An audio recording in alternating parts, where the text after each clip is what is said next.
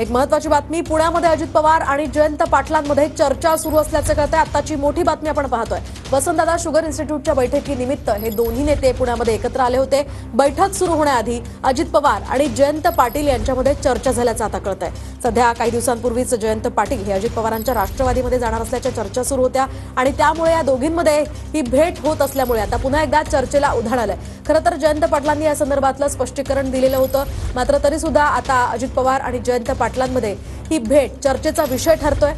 सध्याची ही महत्त्वाची बातमी आपण पाहतोय। अधिकची माहिती आपण जाणून घेऊयात आमचे प्रतिनिधी अजिंक्य यांच्याकडून। अजिंक्य, काय सांगाल? सध्या आपण पाहतोय जयंत पाटील आणि अजित पवारांमध्ये चर्चा सुरू आहे, काय अधिकची माहिती मिळते?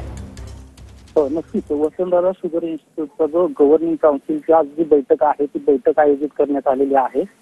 या बैठकीला राज्याचे उपमुख्यमंत्री अजित पवार, राष्ट्रवादीचे प्रमुख नेते शरद पवार, दिलीप वळसे पाटील, जयंत पाटील हे सगळे नेते उपस्थित असणार आहेत। राजेश टोपे देखील या बैठकीला उपस्थित असणार आहेत। अजित पवार सकाळी लवकर 8 वाजताच या ठिकाणी आलेले आहेत।